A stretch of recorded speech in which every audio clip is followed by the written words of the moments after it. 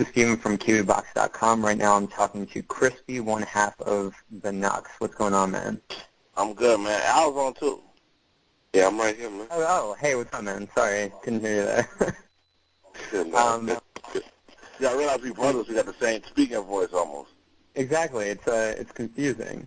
But, anyway, so your debut album, Remind Me in 3 Days, coming real soon. How long did it take to record this one? About 9 months. 9 months. So this is like your baby almost. Like a baby, basically. Yeah, like 9 months.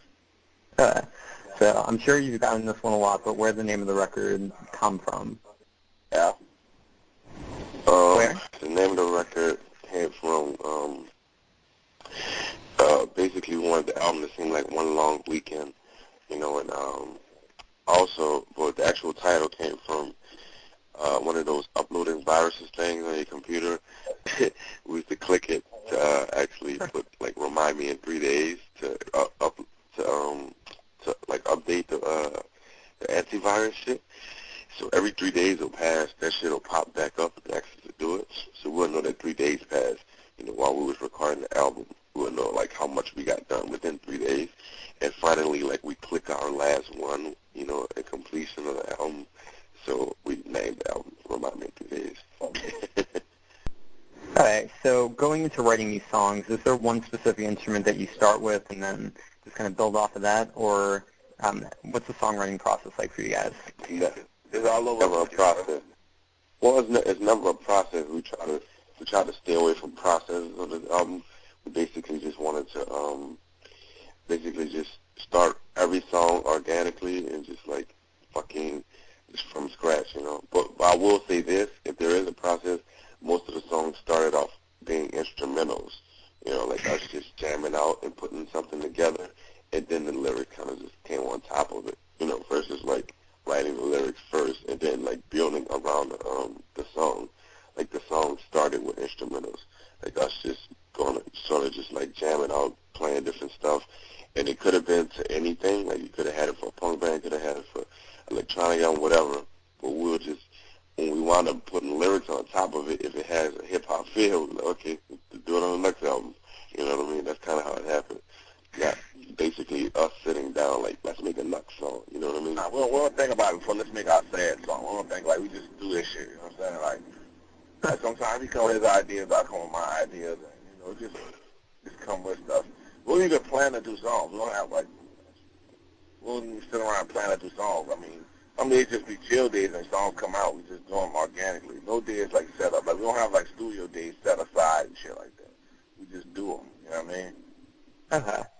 Okay, cool. So it's clear listening to music, I listened to Cappuccino and Bang Bang. You guys clearly have a lot of different influences in the music. Who do you guys count as your own influences? The world. The world around. The world? Yeah, man. Because I can hear anything, dude. I've listened to, like, Fela Kuti and, like, got stuff from that. Like, I listen to so much music, dude. I'm like, my friends literally call me like the black man Penfields because we know so much shit about all different type of music. You know what I mean? Like, really, dude. Like, I couldn't even begin to start, dude. You know what I mean? I can't even begin to start, dude. We just go, man. You know what I mean? Like, literally just go. I can just basically explain it. Just keep it as open as possible and just go. I mean, like, if the world, I can hear music in anything, man. Like car doors slamming. You know what I mean? I have music and that shit. Whatever. But, that's just about it, man. The world, man. You know what I'm saying? Because I don't want to just name any specific artists, you know what I'm saying? Because it's like I've been influenced by the smallest things, you know what I mean, from every artist, you know what I mean? So many genres, so many different things, Yeah. So you say that you're influenced by, like, by sounds around you, like the sound of car door slamming. Is there any bizarre instruments or, like, things that are very deep, like hidden gems that you sampled from the world around you, like maybe incorporated a car door slamming into a song or something like that? Yeah, so, like, I would say, what's the weirdest thing that we sampled from, like, the real world? The real world? Just in... Probably, me eating peanut butter crunch or something. I'm kidding. Because I'm fucking it up right now. Yeah. We had Al laughing. We were like recording. Oh yeah. A lot of times we record like conversations just to have them recorded. So like if you're at our house, you might want to watch yourself. Cause like we just record like just have the mic, or sit the mic in the middle of like the living room or whatever, and just have people over and just record conversations. So like Al laughing. He has like the weirdest like ridiculous laugh ever. He sounds like that thing at the end of Batman, the first Batman. That's like the Dan Joker's pocket. That shit. That's what it sounds like in that. And we sampled that shit, and we actually made a song out of that. It's like ha ha ha ha ha ha ha ha ha. You know what I mean? So it's like crazy shit up. So you're playing some pretty crazy shows soon. One with Common, one with Nas, one with Lupe. Is there anyone on your dream list of artists to play with, or is this kind of the top of the crust? He's dead. Jim Morrison's dead, man. Jim Morrison. Tupac is dead, and Jimi Hendrix is dead too. Tupac's dead, Jimi Hendrix is dead. You know what I'm saying? They're dead, man. You know what I'm saying? They're dead. To do a show with David Blaine. Nice. Like a half and half set. He just kind of do all these tricks while we're fucking playing or something. Yeah, that should be ill, man. Fuck, we went out on tour with Common, so. Yeah, it's like nothing like out of every artist we told that I did shows with, you gotta be the coolest motherfucker ever. Common's so real, you know what I mean? Common took us out before we even had Cappuccino out, just on the strength of like hearing us, coming and hearing our shit, just our music, like, you know what I mean? You know how real we were about shit. Did you ever collaborate with Common? Did we ever collaborate with him? Well, would you ever collaborate with him? We actually had a chance to do a record on Find It Forever, and we actually turned it down, and this is the reason why we turned it down.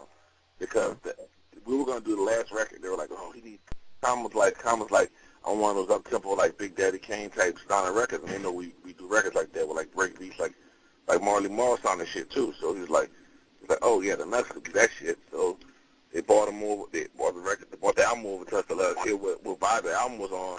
And we actually turned it down because we was like, man, that album's finished. It doesn't need any more songs. It's finished. And we just really was like, we actually turned down doing a record. Man, turning down a Common record. Yeah, we told him. Basically, I can't explain it right. Basically, it's like, you know, they was looking for like some type of club song, and the thing, like a party record, like a club song, and the thing is, like, we didn't want to be like, okay, like, taint the man's album with some damn fucking party song, like, you know what I mean? Like, that's the whole thing. Break that man's album, but for a check, you know what I mean? Mm-hmm. So we, like, you know what I mean? We just want to kill that whole process of shit, of doing shit like that. Like, senseless songs for no reason, just trying to get fucking radios. I mean, if it turned out to be a good song, it's cool. But purposely going out to contrive a fucking party song, like, that's definitely not, like, nah. We ain't trying to do this like we don't do anything for a check, man. Nothing for a check. I mean, you're going to make your money with music industry. It's a lot of shit that you're going to have to do. You shouldn't have to, like, fuck up your music for a check, you know what I mean? Yeah. And he respected that shit, dude. He respected it so much. We thought he was going to take it wrong, but being that he's such an intelligent dude, he actually understood where we were coming from. He was like, you know what, brother, I understand where y'all coming from, brother. You know, I felt like the album was finished too, you know what I mean? So and being that he remembered that shit, he was like, he was like, you know what, when it was time for him to go and Find It Forever, it was like, who you want to be your main support? And he turned down mad people and let us, you know, told people he wanted us. I mean, people was like, why the fuck are you taking a Knux on Toast? He's like, because I like them dudes. Yeah, just to wrap things up, what's next for the Knux after Remind Me in 3 Days drops? We go on tour in November, then we go back out on tour in December, and just touring, just getting it in, getting that work in, you know. Yeah. Cool. Well, Knux coming to a city near you, I guess. Thank you guys for calling in and bearing with me with the phone issues. No problem, baby. We do so many of these, bro. Like we still like, it's like nothing else, man. You know what I mean? Like you understand, like some bullshit stuff, but like I enjoy actually talking to journalists and like hearing what you guys have to ask and shit. You know what I mean? It's all good. Sweet. Well, thanks again, man. You have a good day, man. Yeah, you too.